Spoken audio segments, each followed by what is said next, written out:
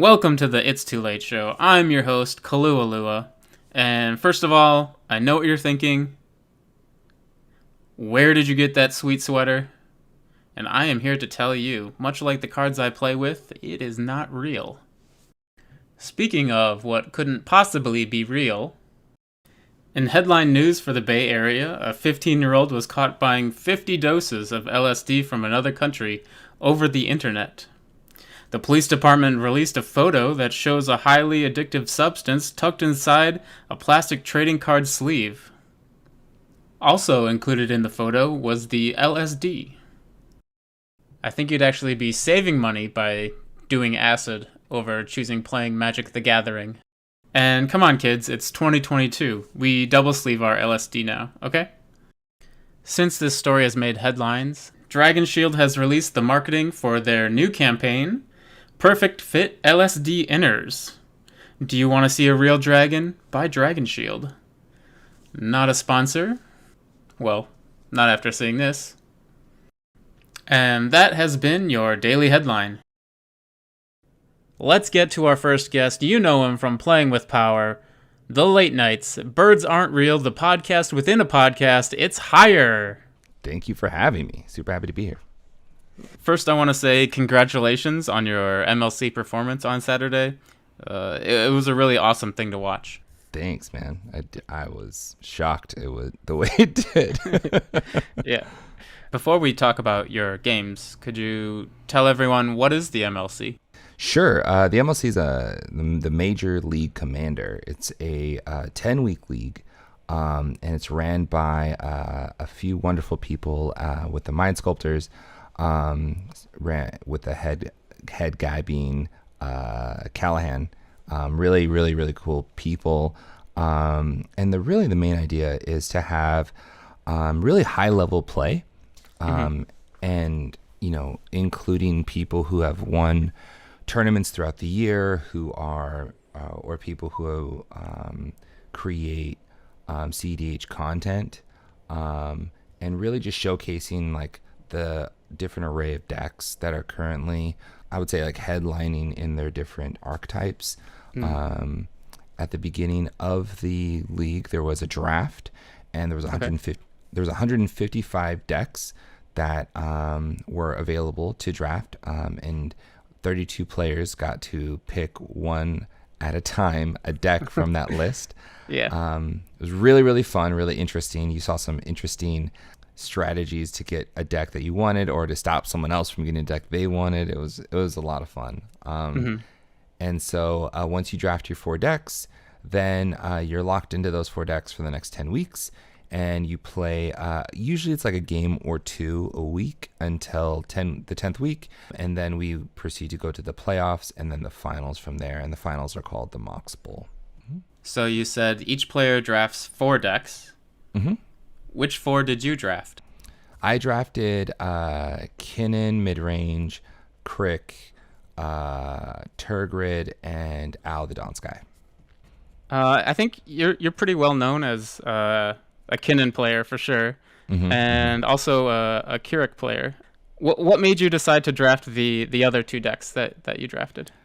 So I played in the MLC last year, and the one impression I got from it was that creature-based combo decks win games. Like, it was insane. I played last year. I drafted Sylvala, Brostorm, and I ended up like taking that all the way to the finals. Like, it was just so consistent.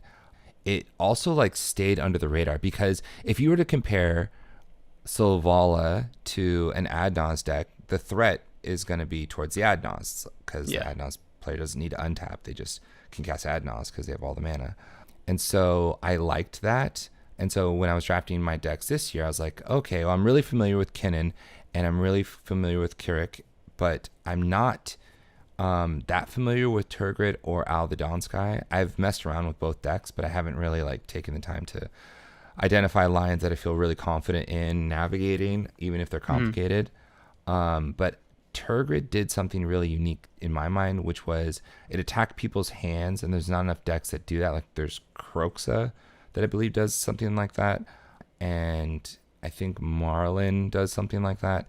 But like, there's not enough of that like attack to get people used to it, and so I thought that was really good.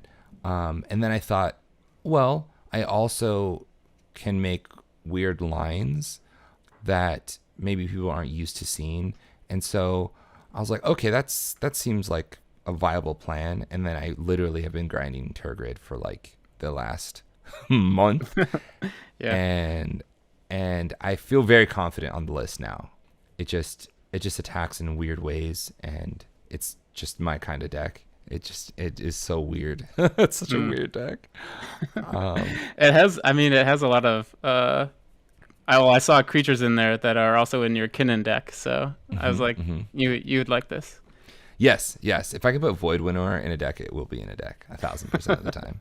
Yeah. For your OW deck, did you talk to the mono white guy at all about how that deck goes? Oh yeah. Yeah, I was in a group chat with the mono white guy, Phoenix, Scorish, like, oh man, like a bunch of Gustav, like a bunch of really good brewers, and we were just talking about OW and how to like utilize OW and lines that make OW good.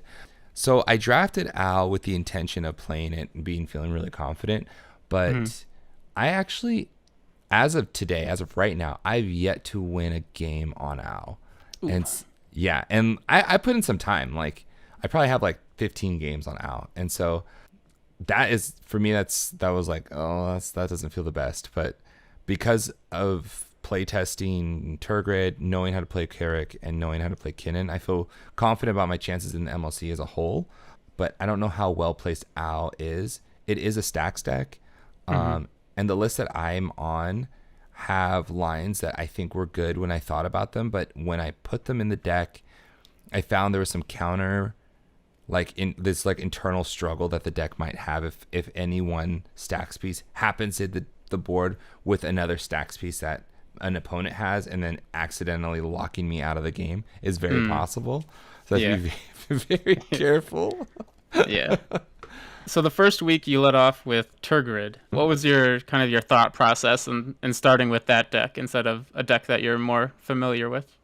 Yeah, so in the pod, I thought about the possible combinations of decks that my opponents could play. And Turgid hard locks out a couple decks. Like, there's a Kroxa deck that I just win. Like, if I get Turgid out before you can do your thing with Kroxa, you're just really struggling.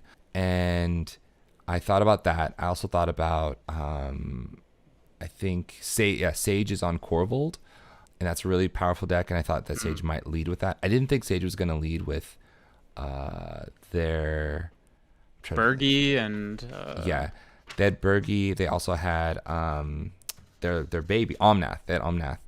And I didn't think that they were going to play Omnath, but I did think that they might play. There was a chance that they played Corvold, and there was a chance that the other player was going to play Kroxa. And so I felt relatively confident in my ability to navigate Turgid in those pods. And there was an Anala.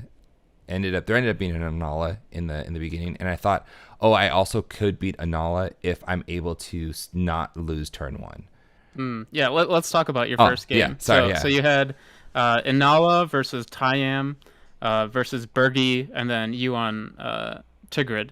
Yeah. Can you kind of walk us through how the game played out and some of the upsides that you had?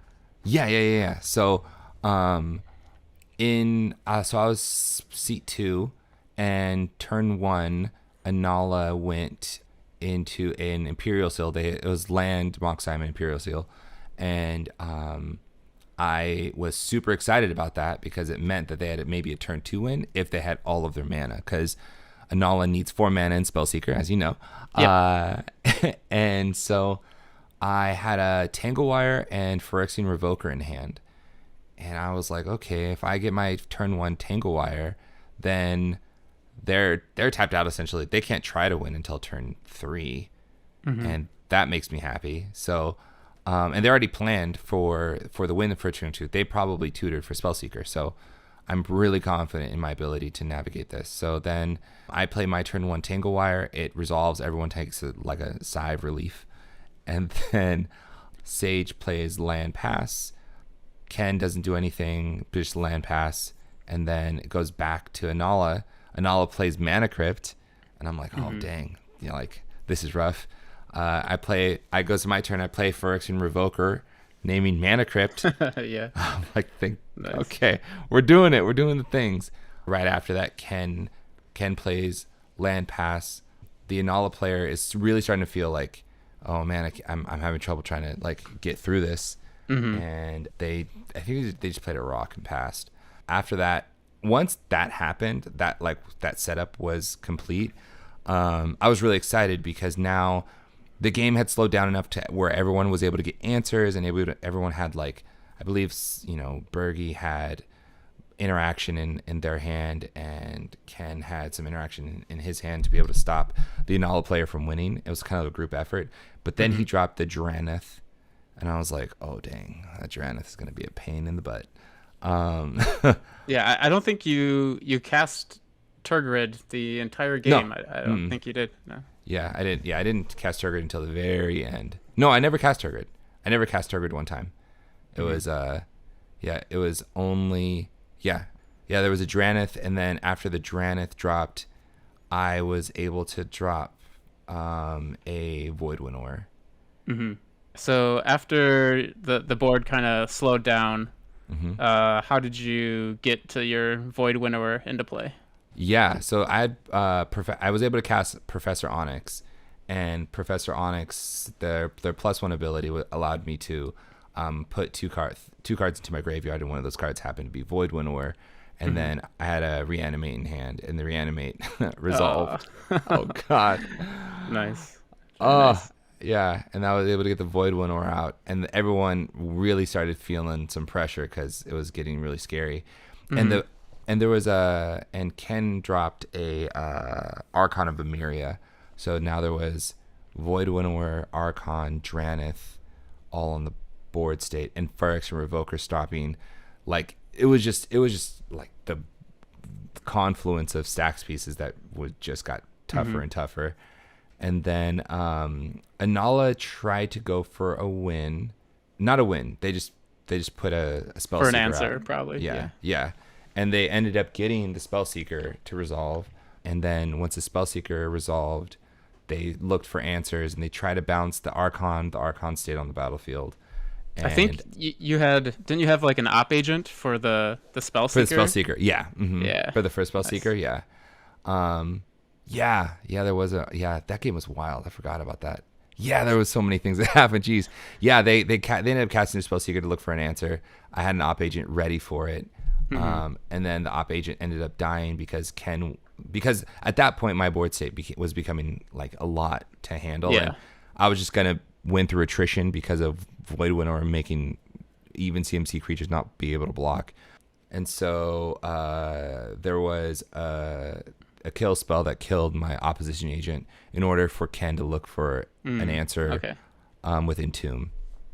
I think one of the things that you might not see in a normal game is I heard that you actually ulted your Professor Onyx. I did. What does that even do? I don't even know.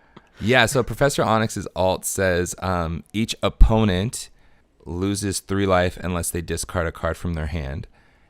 And then after this, repeat this 6 more times. Oh, that's rough. Yeah, so specifically Ken and Ryan were really low on life. They only had like 5 life. So me alting them made them discard their hands, basically.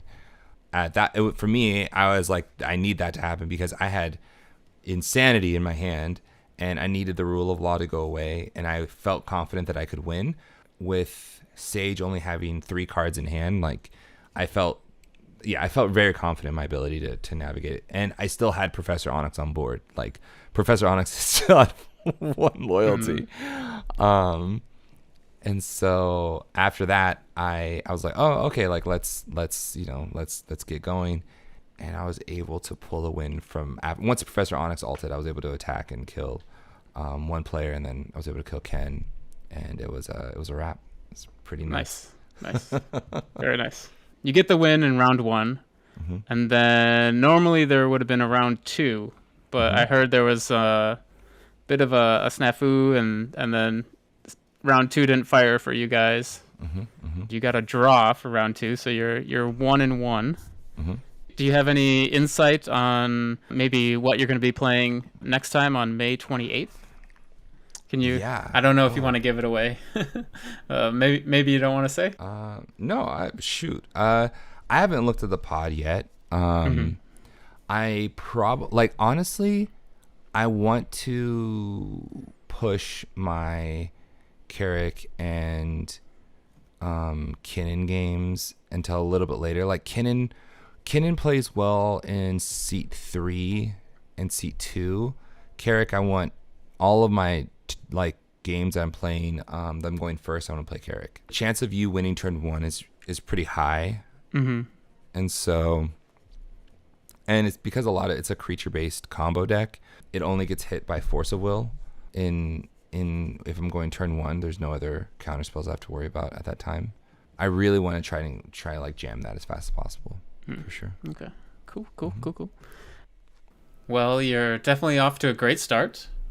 Speaking of great starts, let's start our next segment called Tweetle Storm. This is where we take a deep dive into your Twitter, and you can give us some added context on some of your posts. Sure. Okay. Yeah, so this is my New Year's resolution tweet. Definitely get down to 200 pounds, invest in a new company with decent 5 to 10 year prospects, and record a podcast with, or not even a podcast, record a pod with Jay Shawnee, LJ Trust, and Anomaly. So we're halfway through the year. How are we doing on these goals? So I did record a pod with Jay Sean, I should say Jay Shawnee. Come on now, Shawnee, LJ, and Anomaly. That was great. We did a fundraiser for David's harp, nice. And that was really, really fun. Invest in new company. I did invest in new company. Smaller investment than I would have liked to have made, but life is what it is. And then I got a gym membership. I used it 5 times working maybe. Out with Josh, maybe. I know. Working out with Josh is a trap. I tried working out with him for a bit and he almost killed me. It was literally almost death. But it is something. I did start intermittent fasting. I stopped drinking soda, and I am playing volleyball.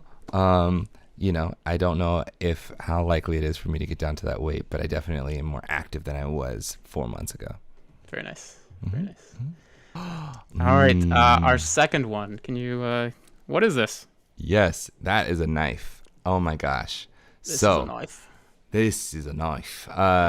Yes. Oh man, she is beautiful. So I bought my first high grade knife. I'm really into cooking. Okay. Yeah, I started cooking when I met my wife because I was very poor and I wanted to treat her to nice things, but I didn't have the money to treat her to nice things. And so I wanted to learn how to cook to do that, and it literally just stuck, man. I fell in love with cooking, and you get a knife block and you get all these knives from Costco and stuff like that, and I was like, no, I need a chef's knife. I need a knife that I can rely on, that's super well made, and it's been great. It really changed how much I enjoy cooking, because it just makes the prepping process so much faster. It's super, super sharp. I definitely have lost layers of my skin to this knife. Do you have a favorite dish that you are good at cooking? Favorite dish that I'm good at cooking. I really like Puerto Rican food. I thank my wife for that. And so one of my favorite dishes to make now, probably it's called pollo en fricassé and arroz con gandules. Really, really like making that. That's that's a really good food. And then you make it with tostones, which is just fried plantains. Really good. Sounds delicious. Yeah. All right, let's move on to our third tweet. Yeah. What is the context to this picture? Yeah. So this is a picture of me, Rebel, Notice me, senpai. and Ian. We last year for the MLC we played in the finals together. We were missing our wonderful friend Cicada, but more than likely they were not in the country at the time. But this was at MTG Vegas, and this was the first time I had met either of them in person, and it was it was so great. It was great meeting both of them. Yeah, there's also like a tweet of you and I think comedian sharing a very large red drink. Yeah. I don't know if you remember it. Are those like margaritas or what Yes, was those were very large margaritas. And I was gonna go deeper into your Twitter, but after going back like I don't know 2 years, I was like, okay, we're just gonna stop this here. yo, if you had gone back to like for my first tweets, oh man, it would have been, oh gosh. And now it's time for a game called Show Me Your Deck. Since this is a two-player game, and I already know the answers, I brought in an expert to play for the home team. You know him from The Mind Sculptors, Who Brewed This, The Late Nights, Birds Aren't Real, the podcast within a podcast. It's Scoots! Hello. Thanks for joining How are us. you? Oh, my pleasure. I'm here to crush all competition. Awesome. Now, in this game, I've chosen a deck off the cEDH Decklist Database. I will reveal cards at random from the deck, and you will have to buzz in and tell me who is the commander or commanders. If you buzz in and guess incorrectly, you are unable to guess again until the other player has made their guess. There's going to be 4 rounds. The first 2 rounds are 1 point each. Round 3 and round 4 will be 2 points. There's also a bonus question if you guess who the commander is. On the bonus question, you can either go easy for 1 point or hard for an additional 2 points. The points are made up and the scores don't matter, just like my War Machine army. There are 60 seconds on the clock for each round, and I thought you could each come up with a noise that would signify you buzzing in. Hire, do you have a noise you'd like to use? Yep, it goes boop. And how about you, Scoots? I've settled on. Are there any questions before we get started? Okay. Let's do this. You can play along at home and see if you can do better than our 2 contestants. Ready, set, go. Oh, okay.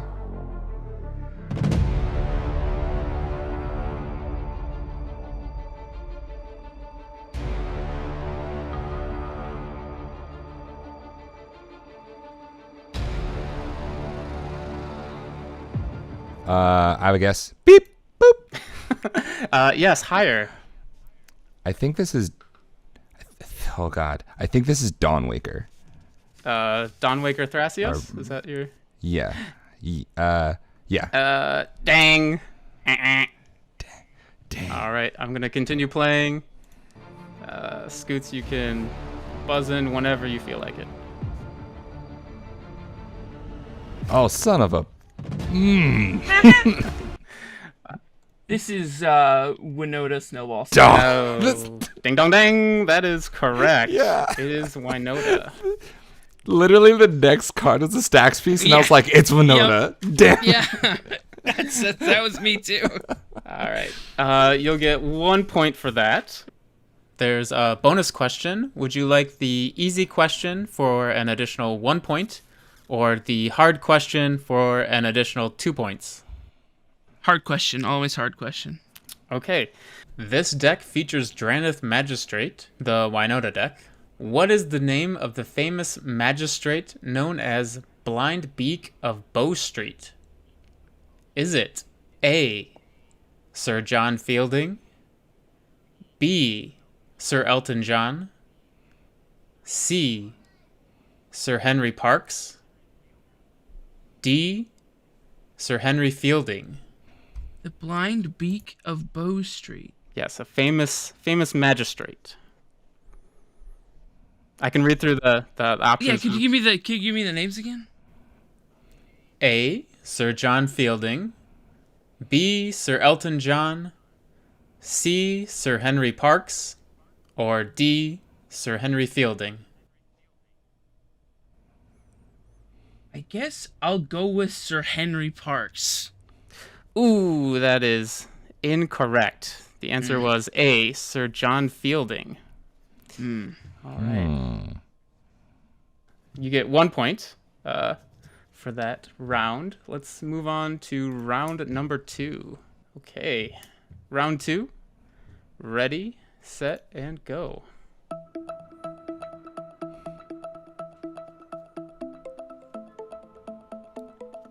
Ding, ding, ding. Oh. Yes, higher.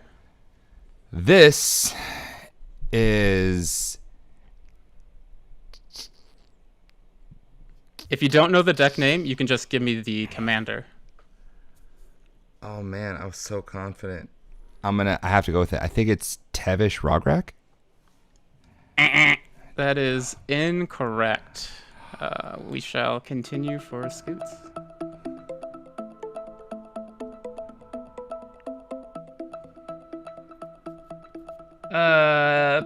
Bing bong.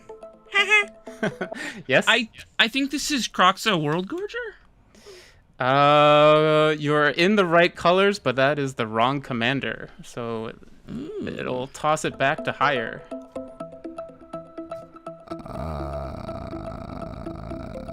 It's a fast deck. Oh. Deep, deep. Yes. This is Grenzo. That is What? incorrect. Oh, come on. Oh, no. Back to Scoots.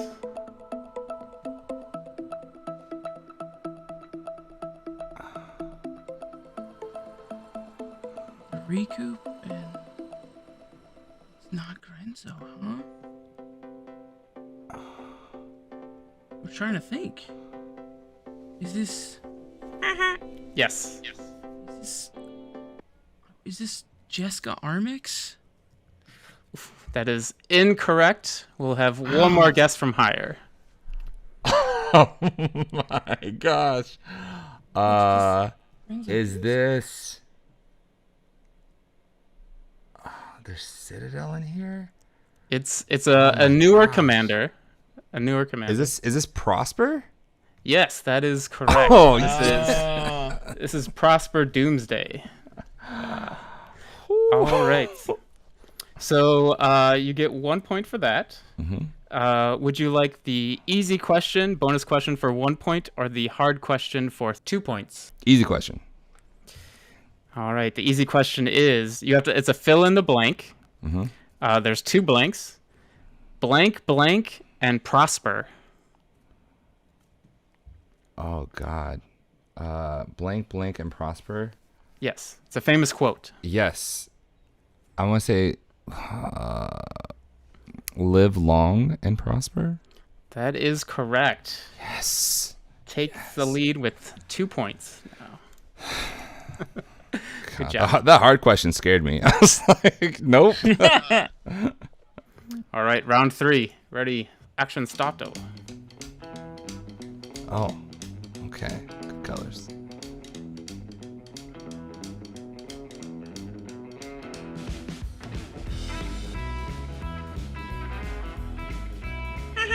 Yes. Oh, stop it. Oh, okay. Yes, Scoots. Yeah. Is this Ikra Crom? It is not Ikra. Let's continue on.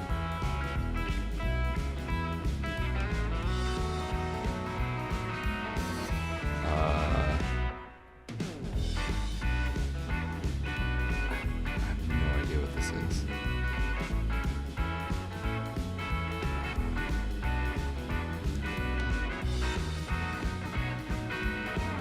Oh, beep. Yes. This is Cody. Yeah. Yes, this is Yeah. Cody. That is correct. As soon as I saw Claim the Firstborn, Yeah. it's Cody. Yeah. Yeah, that or Bring to Light. Bring to Light. Bring to Light was the one that got me. I was like, oh, Bring to Light, thank God. Okay. All right, would you like the easy question or the hard question? Easy question, please. All right, the author of this deck belongs to what podcast? Oh, of this deck? Yes. Into the North. That is correct, Into the North. One more since I animated it all. Yeah. Excellent. Yeah, you did a great job, man. Give me a chance to tie up here, Yep. maybe. All right, ready, go.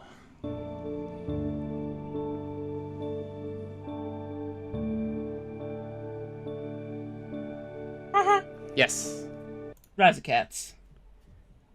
Who are the commanders? Thrasios and Timna. That is correct. You. Oh my God, that's so good, Scoots. It's like it's the only deck I play or something. Yeah. All right, would you like the easy or hard question? I gotta go with the hard. I gotta try and tie it up. Okay. The author of this deck is the host of a podcast within a podcast, and the other is always late. Who are the authors? There's two of them. The author of this deck is the host of a podcast within a podcast, and the other is always late. Who are the authors? Yes, that is correct. I mean, this is not... My deck is not on the database, so I don't think it's mine. But the other is always late. Two Well, authors? Are there two? Yeah, there's two. Two of them. Are there two authors? Trying to think of the original. Is it Shaper and I Sleep Too Late? Or Always Sleepy? Because I don't think it's me. Yeah, he's definitely referring to you. Yeah, Yeah. absolute 10 out of 10. You and Ashani. Do I have two authors on my Razzacats? Is Ashani on there? This is the... Well, it's not Razzacats. It's Oh, this is Breakfast. Hermit Druid. Yeah. Oh. But I was only looking for the commanders, which you had correct. So Yeah, that's true. Oh, that's funny. So it wasn't Razzacats. Oh, no. I thought this was Cats. It's Hermit Druid, and yeah, Ashani is on there. Yeah. Oh, right. no. That's hilarious. Rip. I think Rip. I'll give you the points to have that. Yeah, no, for sure, because I thought it was Razzacats. I thought it was Razzacats. Oh, no. Oh, that's Same so commanders. funny. That's so funny. Excellent. Scotty, we are evenly matched, good sir. I guess so. I'll take the gimme. Yeah. Awesome. That is all that I have for today. Thanks for joining us. Hire, where can the people find you at? Yeah, you can catch me on Playing with Power, Playing with Power MTG on all social medias, and Twitter, Hire MTG, and then I also am on an awesome podcast and a podcast within a podcast called Late Nights, and Birds Aren't Real. And so those are on YouTube with this illustrious man, Scotty, and our good friend Deke. Also, thank you to our special guest, Scoots. Where can the people find you? Yeah, you can find me occasionally on the Mind Sculptors podcast on the Who Brewed This YouTube channel, and of course Late Nights, and I'm the host of Podcast Within a Podcast, Late Nights Birds Aren't Real, and you can find me on Twitter at Scoots with 8 O's. All right, thanks for watching. Like, comment, subscribe, or don't. Who cares? All right, see you next time.